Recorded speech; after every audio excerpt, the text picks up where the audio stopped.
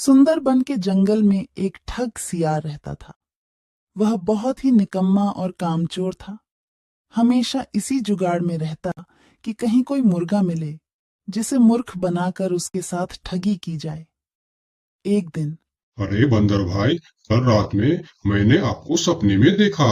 अरे रहने दे सियार, तू अपना सपना अपने पास रख और मुझे जाने दे। ऐसा बोलकर बंदर चला गया। धीरे धीरे सारे जानवर सियार की हरकत को जान चुके थे, इसलिए कोई भी जानवर उसकी बातों में नहीं आता था। अब सियार समझ चुका था कि इस जंगल में उसकी दाल नहीं गलने वाली, इसीलिए वह दूसरे जंगल जाने का निश्चय किया और अगले दिन सियार अपने जंगल को छोड़कर दूसरे जंगल की तरफ निकल पड़ा। दूसरी जंगल में पहुंचते ही दिन भर जंगल का जायजा लिया और शाम होते ही एक गधे को देख उसके पास गया और रुककर बोला, गधे भाई, मैं इस जंगल में नया आया हूँ और शाम भी ढल चुकी है। क्या मुझे एक रात रुकने के लिए आपके पास शरण दे सकते हो? हाँ हाँ, क्यों नहीं। अभी तो तुम इस जंगल में नए हो और हमारे लिए मेहमान हो, और मेहमान तो भगवान के समान होते हैं। ऐसे कहते हुए गधे ने सियार को अपने पास रोक लिया और उसे सम्मान के साथ भोजन कराया। भोजन करने के बाद दोनों आपस में बातें करने लगे। सियार ने गधे से बोला, अरे गधा भाई, इस जंगल में पीपल के पेड़ के पास एक तालाब है, जानते हो उसके बारे में? हाँ हाँ, पीपल के पास एक तालाब है। वह तालाब कीचड़ से भरा पड़ा हुआ है। उसका पानी भी बहुत गंदा हो चुका है। यहाँ का कोई भी जानवर उसका पानी नहीं पीता है। सियार ने अपनी आवाज को धीमा करते हुए बोला, क्या तुम जानते हो, वह सोने चांदी का तालाब है। उसके अंदर ढेर सारा सोना और चांदी छुपा है और उस तालाब का मालिक मैं ही हूँ। सियार का बात सुन गधे ने चौंक के बोला, ये तुम क्या बोल रहे हो सियार भाई? तालाब भी कहीं सोने और चांदी का होता है? मैं भी ऐसे ही सोच रहा था। मुझे भी इस तालाब के बारे में कोई जानकारी नहीं था, लेकिन कुछ ही दिन पहले मेरे पिताजी मरने से पहले सारे संपत्ति मेरे नाम की, उसमें यह तालाब भी है। और आज मैं अपनी संपत्ति देखने के लिए ही यहाँ पर आया हूँ। यकीन नहीं होता तो यह थैली में देख लो, जो मैंने अभी इस तालाब से निकाला है। सोने के गहने निकालकर गधे को दिखाया, जो उसे ठगने के लिए उसने अपने साथ लेकर आया था। गहने को देखकर गधे को सियार के बात पर विश्वास हो गया और बोला, अरे हाँ, ये तो सचमुच सोने चांदी का है। अब तो तुम बड़े ही भाग्यशाली हो, इसलिए तुम्हारे पास ये सोना चांदी का तालाब है। अब सियार मन ही मन खुश हो रहा था। उसे तो इसी बात का इंतजार था।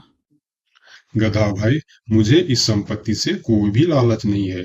मेरे पास मेरे जंगल में और बहुत सारे संपत्ति है, जो मेरे पिताजी ने मेरे लिए छोड़कर गए हैं। मैं तो यहाँ तालाब बेचने के लिए आया था। सोचता हूँ तुम भले जानवर दिखते हो, क्यों ना तुमको ही यह सब बेच दूं। मुझे, यानी यह सोने का तालाब मेरा हो जाएगा और मैं इस तालाब का मालिक बन जाऊंगा। बेचारा भोला भाला गदहा सियार की चिकनी चुपड़ी बातों में बहुत आसानी से आ गया और गधा सियार से सोने का तालाब खरीदने को तैयार हो गया। दोनों के बीच 4 सिक्कों का सौदा तय हुआ। ठीक है सियार भाई, मैं अभी जाकर हिरन के पास से 4 सिक्का लेकर आता हूँ। मेरे पास अपना घर न होने के कारण मैं अपनी सारी कमाई हिरन के पास ही रखता हूँ, और जब भी मुझे जरूरत पड़ता है मैं उससे ले लेता हूँ। ठीक है गधे भाई, लेकिन ध्यान से, जंगल में किसी को इस बात का पता नहीं चलना चाहिए, वरना जंगल के सारे जानवर मेरे पीछे ही पड़ जाएंगे।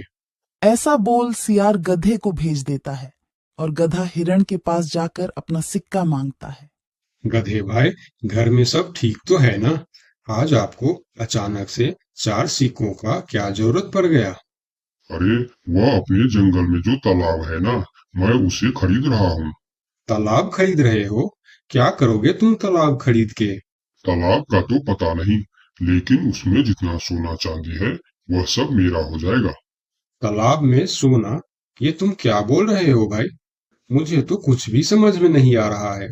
मुझे डर है कि तुम कहीं कोई परेशानी में ना आ जाओ। देखो, तुम मुझसे कुछ भी मत छुपाओ। क्या बात है, साफ साफ बताओ मुझे। हमारे जंगल में एक बहुत ही अमीर सियार आया है। ढेर सारी संपत्ति है उसके पास।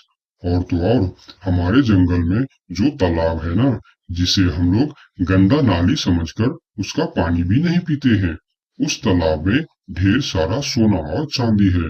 उसने तो मुझे उस तालाब से सोने का गहना भी निकाल कर दिखाया है। उसी तालाब को मैं खरीद रहा हूँ।